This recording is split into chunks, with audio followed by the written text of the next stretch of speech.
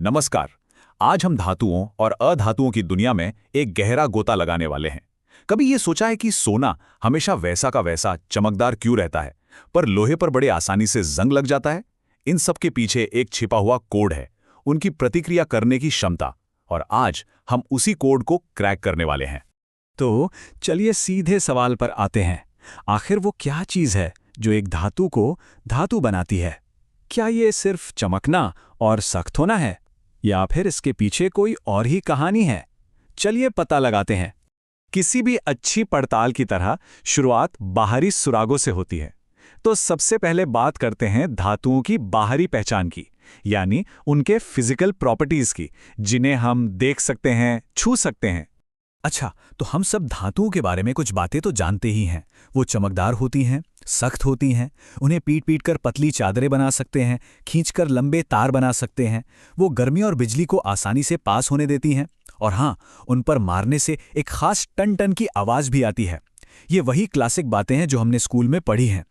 और जब तार बनाने की बात आती है तो ये फैक्ट तो कमाल का है। जरा सोचिए, सिर्फ 1 ग्राम सोना और उससे 2 किलोमीटर लंबा तार बन सकता है। इससे पता चलता है कि धातुएं कितनी ज्यादा लचीली हो सकती हैं। सच में अविश्वसनीय है। लेकिन जैसा कि अक्सर होता है, जो दिखता है वो हमेशा पूरा सच नहीं होता। अगर हम सिर्फ इन बाहरी गुणों पर ही टिके रहें तो हम बहुत बड़ी चीज मिस कर देंगे, क्योंकि केमिस्ट्री की दुनिया में हमेशा कुछ अपवाद होते हैं। और यहीं पर कहानी दिलचस्प हो जाती है। पारे को देखिए, है तो ये धातु, पर कमरे के तापमान पर लिक्विड होता है। गैलियम और सीजियम तो ऐसे मेटल हैं जो हथेली पर रखते ही पिघल जाएं। और सोडियम और पोटेशियम, ये धातुएं इतनी नरम हैं कि आप उन्हें मक्खन की तरह चाकू से काट सकते हैं। और दूसरी तरफ आयोडीन, जो एक नॉन मेटल है, उसमें धातुओं जैसी चमक होती है। और हीरा, वो तो कार्बन का ही एक रूप है, लेकिन दुनिया का सबसे कठोर पदार्थ है। तो साफ है, असली पहचान के लिए हमें थोड़ा और गहरा खोदना पड़ेगा। तो फिर असली स्वभाव कैसे पता चलेगा? इसका जवाब है प्रतिक्रिया में। हमें ये देखना होगा कि ये धातुएं अलग अलग परिस्थितियों में रिएक्ट कैसे करती हैं। यहीं पर उनका असली किरदार सामने आता है। तो पहला टेस्ट है हवा के साथ। देखते हैं जब धातुओं का सामना हवा यानी ऑक्सीजन से होता है तो क्या होता है। और यहाँ हमें 2 बिल्कुल अलग तस्वीरें देखने को मिलती हैं। एक तरफ है पोटेशियम और सोडियम, जो इतने ज्यादा रिएक्टिव हैं कि हवा में रखते ही आग पकड़ लेते हैं। इसीलिए तो इन्हें केरोसिन के तेल में डुबोकर रखा जाता है। और वहीं दूसरी तरफ हैं सोना और चांदी, जिन पर तेज आंच का भी कोई असर नहीं होता। वो ऑक्सीजन से रिएक्ट ही नहीं करते, तभी तो इनके गहने सालों साल चमकते रहते हैं। ठीक है, हवा का टेस्ट हो गया। अब अगले टेस्ट की बारी है पानी। पानी के साथ धातुओं का बर्ताव भी उनके बारे में बहुत कुछ बताता है। और यहाँ भी हमें हर तरह का रिएक्शन देखने को मिलता है। सोडियम और पोटेशियम ठंडे पानी में भी धमाके के साथ रिएक्ट करते हैं। कैल्शियम थोड़ा शांत है, वो धीरे धीरे रिएक्ट करता है और हाइड्रोजन गैस के बुलबुलों की वजह से तैरने लगता है। मैग्नीशियम कहता है, मुझे ठंडा पानी नहीं, गर्म पानी चाहिए। लोहा और एल्यूमिनियम तो और भी नखरे वाले हैं, वो सिर्फ भाप से रिएक्ट करते हैं। और फिर आते हैं लेड, कॉपर और सोना, जिन पर पानी का कोई असर ही नहीं होता। तो एक पैटर्न तो साफ दिख रहा है ना? कुछ धातुएं बहुत ज्यादा एक्टिव हैं, कुछ थोड़ी कम, और कुछ तो बिल्कुल सुस्त हैं। लेकिन ये जो केमिकल केओस है, इसे हम व्यवस्थित कैसे करें? क्या कोई तरीका है जिससे इस सब में कोई लॉजिक ढूंढा जा सके? जी हाँ, बिल्कुल है।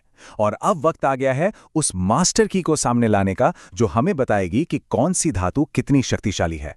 इसे कहते हैं शक्ति का पैमाना।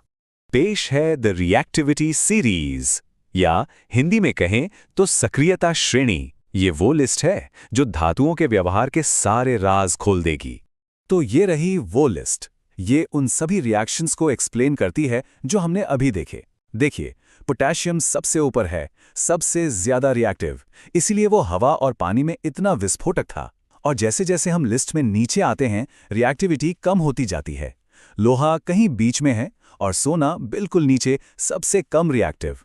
ये लिस्ट असल में धातुओं की एक रैंकिंग है, उनकी पावर के हिसाब से।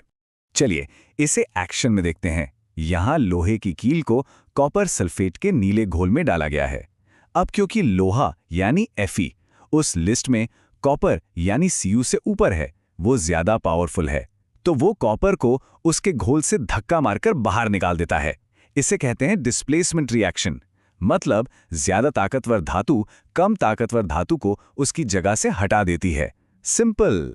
ठीक है, तो ये सीरीज काम करती है, ये तो हमने देख लिया, लेकिन बड़ा सवाल ये है कि ये काम क्यों करती है।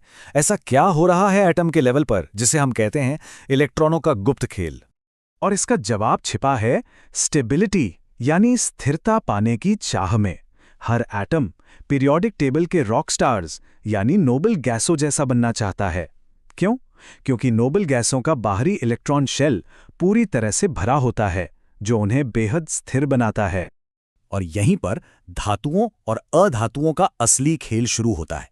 धातुएं जो हैं वो देने वाली होती हैं। उनके सबसे बाहरी शेल में 1, 2 या 3 फालतू इलेक्ट्रॉन होते हैं जिन्हें वो आसानी से देकर स्टेबल होना चाहती हैं।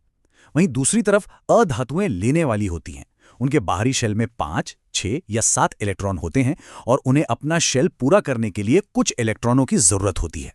इसका सबसे बढ़िया उदाहरण है हमारा खाने वाला नमक, सोडियम क्लोराइड। सोडियम, जो एक धातु है, अपना एक बाहरी इलेक्ट्रॉन खुशी खुशी क्लोरीन को दे देता है, जो एक अधातु है। जैसे ही सोडियम एक नेगेटिव इलेक्ट्रॉन देता है, वो खुद पॉजिटिव बन जाता है और क्लोरीन उस इलेक्ट्रॉन को लेकर नेगेटिव बन जाता है।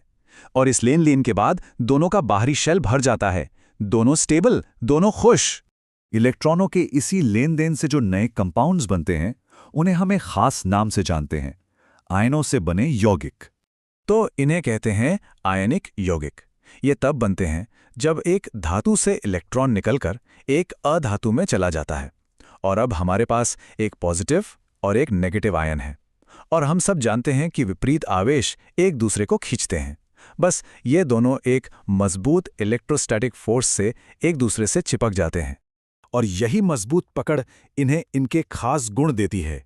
इसी वजह से आयनिक कंपाउंड्स ठोस और कठोर होते हैं, पर अगर जोर से मारो तो बिखर जाते हैं। इस मजबूत बंधन को तोड़ने के लिए बहुत ज्यादा एनर्जी चाहिए, इसीलिए इनके मेल्टिंग और बॉइलिंग पॉइंट बहुत ज्यादा होते हैं। और ये पानी में तो घुल जाते हैं, पर केरोसिन या पेट्रोल जैसे सॉल्वेंट्स में नहीं घुलते। तो अब जब हम इलेक्ट्रॉनों के इस गुप्त खेल को समझ गए हैं, तो क्या हमारे आसपास की दुनिया थोड़ी अलग नहीं लगती? एक जंग लगी कील से लेकर नमक के एक छोटे से दाने तक, हर चीज के पीछे स्थिरता पाने की यही दौड़ चल रही है। अब अगली बार जब आप इन चीजों को देखें, तो शायद आपको उनके पीछे की ये अदृश्य कहानी भी दिखेगी।